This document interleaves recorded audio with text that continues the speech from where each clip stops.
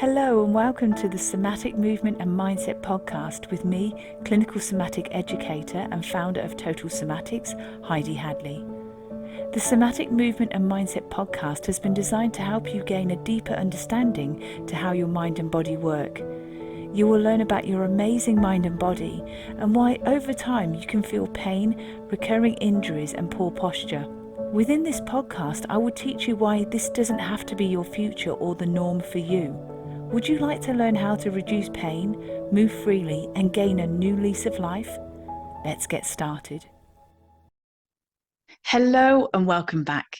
Now, just before we get started, don't forget, if you're watching this on the Total Somatics YouTube channel, please don't forget to like, share, subscribe, and press the notification bell. So every time an episode is appearing, you're the very first to find out. Also, really important to consider this is that if you are subscribed to either the YouTube channel for Total Somatics or subscribe to one of the platforms that you listen to your podcast, please check out, because as these next few episodes develop, we're going to be considering different aspects which we will delve further into in my annual event, and that's the Total Somatics live experience. So that's a once a year event. It will be one workshop and it will be on the first weekend in November. So if you'd like to sign up to that free workshop, go to totalsomatics.com/live experience, and you will find the details there, the time, the day, and how to sign up to that free event. But let's consider today and delve into the Total Somatics approach to contentment and gratitude. Now, when we develop a total somatics practice, what we want to be doing is considering our inner world and also how our attitude is faring. We want to also notice how regulated is our nervous system, because obviously when we're highly strung, when we're really stressed, or when we're feeling incredibly low and apathetic, that shows up in muscle tension and tone and posture within our body. So one aspect I'd really like us to consider today is gratitude. And this is really tying in with the last episode that we considered. And I kind of want to share an account with you, which I feel is something that will kind of resonate today and maybe create a lesson for us all. That includes me. I'm going to make sure I do this during the week. Is to consider how we can take this account that I'm going to share with you and put it into a practical application today. Okay, so I want to share a memory with you. And it was about 20 years ago now. And there's this couple that I know, really lovely couple. They live in Nigeria. She's Nigerian, he's English. He's from the town where I'm from. So they've been married many, many years. They live in Nigeria and they volunteer for the local community. And so over the time that you get to know them, get to chat, you'd hear all about the community. And I was actually blown away by their accounts, and my heart really glowed when I heard these beautiful stories about these beautiful people and their photographs I saw of the most beautiful faces. Really, to this day, I can still see some of those beautiful smiles. Now, they didn't have much, well, didn't really have anything materially, but spiritually, emotionally, mentally, and physically, really, they had a lot. They had a community, they had a connection. They were very, very rich in other ways. And so a group of me and a few friends, we got together and we asked people if they would like to donate to this little village, because my friends were telling us about some stories, some pretty horrific stories. And we thought, let's see how we can help these people. So although they didn't have anything materially, we thought, what can we do to support them? So we got together, we collected lots of like secondhand glasses and shoes and clothes and other items, and we sent them off. Now, a friend of ours went over to Nigeria because they wanted to make sure they got there safely. And when that friend returned, he shared lots of photographs with us of the experience. And they were ecstatic to receive secondhand products from what we'd collected.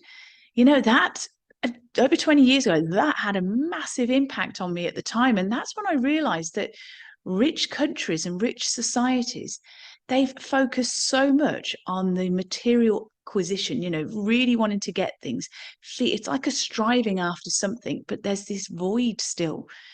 because people keep feeling that if they get more material things, if they get the latest thing, they will be happy. But it's just external, really. That's when it hit home to me how, and one of my friends actually said to me that these people were talking and asking all about our life, in richer countries, and they actually said they felt very sorry for us because we had a lot of pressure on our life with wanting to have the latest of everything. So they were able to empathize and see a different angle.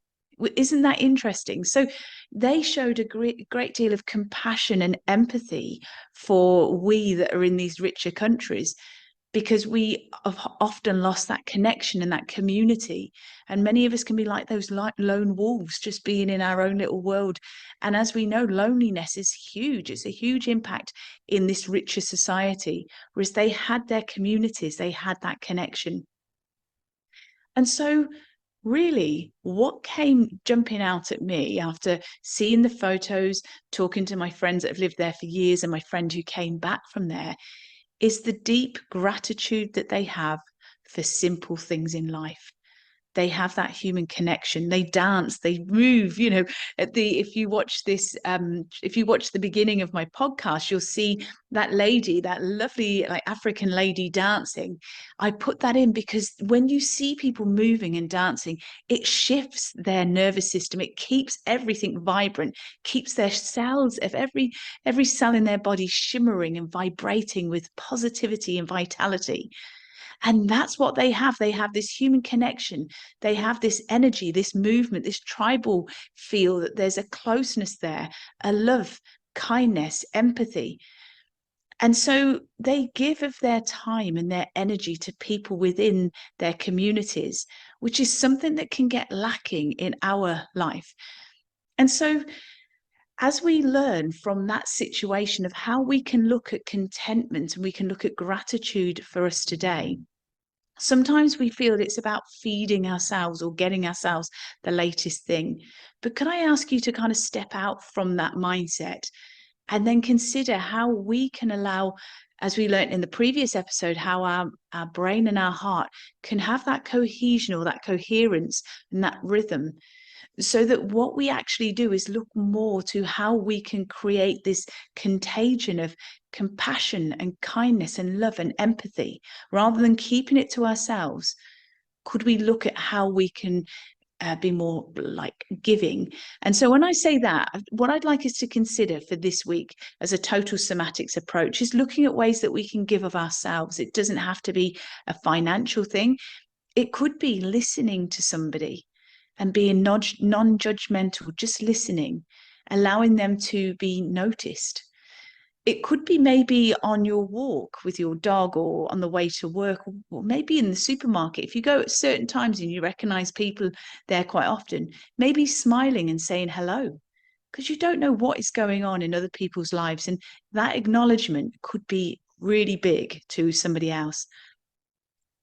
Maybe you could offer in a spontaneous manner, offer to buy somebody a coffee. So, or you might see somebody like a friend across a coffee shop and you're about to leave, and you could surprise them by like getting them a cookie.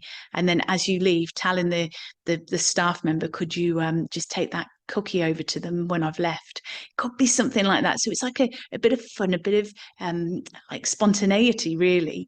And really, the key thing is that just look at how you can create more of this collective, this lovely feeling within the community. Because when we do that, remember, we're changing the state of our nervous system. We're breaking these stress patterns and cycles of feeling like anxiety and despair, because we can be very much inward in that focus. Whereas if we start to shift our mindset and still take very good care of ourselves, but consider another person and notice them, that's developing our emotional intelligence. That's really developing emotional empathy. And I really make a point of saying emotional empathy nowadays, because you hear the word empathy being bandied around a lot, and it means to put yourself in someone's shoes. And you could clinically or cognitively go, oh yeah, it must be really hard to be in that situation. However, when we're emotionally empathetic, we meditate and consider how hard it must be, how difficult it could be for that individual. And then allow that to drive us from our heart to move, to take action, to show that compassion and that kindness. And that shifts our nervous system, because we feel the reward from helping somebody and supporting somebody. And then that lifts another person. It shifts and changes their nervous system, and it has that ripple effect. So that really is where I thought considering this week, because often we can take in this knowledge and we can find it very interesting, but how can we create practical application to things such as gratitude and contentment, and realize that if we have the mindset that we feel that having things materially is the way that we're going to feel happy, just remembering that that does just fill a bit of a void. And what we want to do is come back to our soma and see how we can show compassion and true nurturing from the inside out. So I really look forward to connecting with you very, very soon in the Total Somatics live experience. Keep all your questions, your queries, your comments coming through to me. I love hearing from you. And it would be fantastic to see as many of you as possible at that first weekend in November, when we get together for our last live event for the public for this year. So until next time, all my love, my very best wishes. And don't forget totalsomatics.com/live experience. And if you're watching this after that live experience, don't forget to go to totalsomatics.com/join now. And what you can do is leave your details there on the wait list. And whenever the membership doors open, you are more than welcome to join me and all the beautiful people around the world. So until next time, all my love and my very best wishes. Take care. Bye. Thank you for joining me today. If you've enjoyed this episode, please leave a rating and also forward this on to somebody you know will benefit.